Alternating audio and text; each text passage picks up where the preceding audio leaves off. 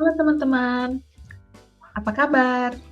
Kembali lagi bersama saya, Dea Sartika Siagian, peserta Diklat Sar CPNS Kementerian Pertahanan tahun 2021, golongan 2, gelombang 5. Pada kesempatan kali ini, saya akan membahas learning journal tentang etika publik.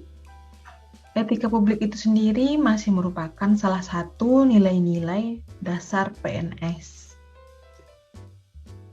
Sebelum kita bahas lebih lanjut, kita pahami dulu yuk, apa sih itu etika? Etika merupakan refleksi atas baik atau buruk, benar atau salah yang harus dilakukan, atau bagaimana melakukan sesuatu hal yang baik atau benar. Etika publik itu sendiri merupakan refleksi tentang standar atau norma yang menentukan baik atau buruk, benar atau salah perilaku, tindakan, dan keputusan untuk mengarahkan kebijakan publik dalam rangka menjalankan tanggung jawab pelayanan publik. Untuk menerapkan etika publik, dibutuhkan adanya kode etik.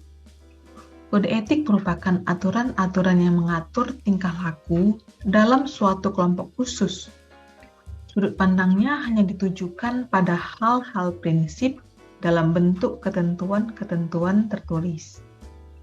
Berdasarkan Undang-Undang Nomor 5 Tahun 2014 tentang Aparatur Sipil Negara, terdapat kode etik dan kode perilaku ASN, yaitu sebagai berikut. Yang pertama, menjalankan tugasnya dengan jujur, bertanggung jawab, dan berintegritas tinggi. Yang kedua, melaksanakan tugasnya dengan cermat dan disiplin. Yang ketiga, melayani dengan sikap hormat dan sopan, dan tanpa tekanan. Yang keempat, melaksanakan tugasnya sesuai dengan peraturan perundangan yang berlaku. Yang kelima, melaksanakan tugasnya sesuai dengan perintah pejabat yang berwenang. Yang keenam, menjaga kerahasiaan yang menyangkut kebijakan negara. Yang ketujuh, menggunakan kekayaan dan barang milik negara secara bertanggung jawab, efektif, dan efisien. Yang kedelapan, menjaga agar tidak terjadi konflik kepentingan dalam menjalankan tugasnya. Yang kesembilan, memberikan informasi secara benar dan tidak menyesatkan. Yang kesepuluh, tidak menyalahgunakan informasi intern negara, tugas, status, kekuasaan, dan jabatan. Yang kesebelas, memegang teguh nilai dasar aparatur sipil negara, dan selalu menjaga reputasi dan integritas ASN.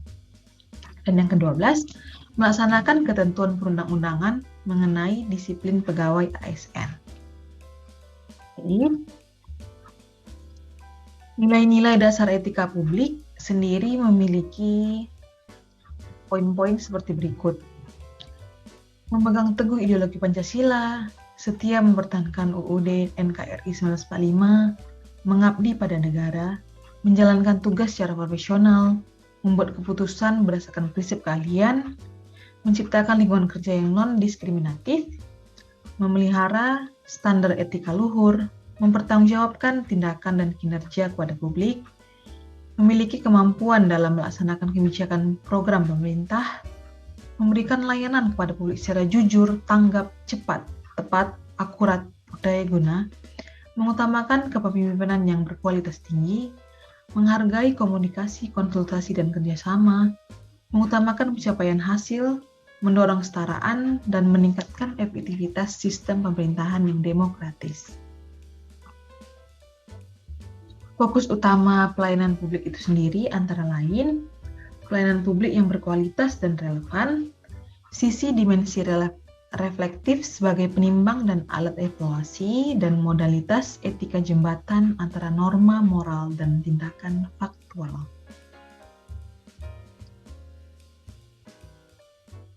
Dimensi etika publik meliputi 3 dimensi, yaitu yang pertama, dimensi kualitas pelayanan publik, di mana mampu mengidentifikasi masalah-masalah dan konsep-konsep etika dalam pelayanan publik. Yang kedua, dimensi modalitas, di mana unsur-unsur modalitas dalam etika publik yakni akuntabilitas, transparansi, dan netralitas. Dan yang ketiga, dimensi tindakan integritas publik, di mana tidak melakukan korupsi atau kecurangan. Integritas publik juga dimaksudkan dari pejabat publik yang sesuai nilai, standar, aturan moral yang diterima masyarakat. Tuntutan etika publik dan kompetensi. Tanpa kompetensi etika, pejabat cenderung menjadi tidak peka, tidak peduli, dan diskriminatif, terutama pada masyarakat kalangan bawah. Etika publik merupakan refleksi kritis yang mengarahkan bagaimana nilai-nilai kejujuran, solidaritas, keadilan, kesetaraan, dan lain-lain dipraktikkan dalam wujud keprihatinan dan kepedulian terhadap kesejahteraan masyarakat atau kebaikan orang lain. Baik, sebentar.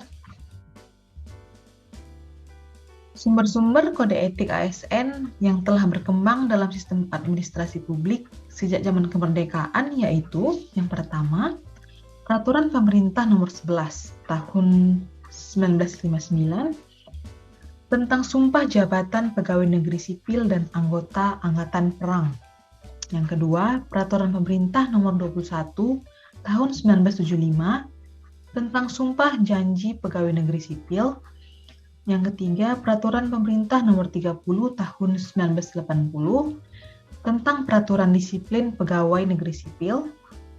Yang keempat, Peraturan Pemerintah Nomor 42 Tahun 2004 tentang Pembinaan Jiwa, Korps, dan Kode Etik Pegawai Negeri Sipil. Yang kelima, Peraturan Pemerintah Nomor 53 Tahun 2010 tentang Disiplin PNS. Dan yang keenam, Undang-Undang Nomor 5 Tahun 2014 tentang Aparatur Sipil Negara atau ASN. Implikasi kode etik dalam pelayanan publik. Tentu saja kode etik sekedar pedoman, bertindak yang sifatnya eksplisit. Mengenai pelaksanaannya dalam perilaku nyata, tergantung pada niat baik dan sentuhan moral pada diri para pegawai ataupun pejabat sendiri.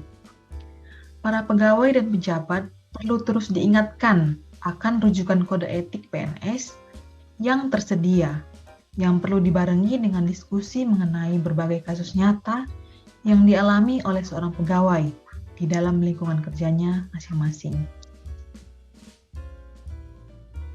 Baik, sekian dulu ya Learning Journal kali ini. Kita akan kembali pada Learning Journal selanjutnya. Salam sehat, sampai jumpa.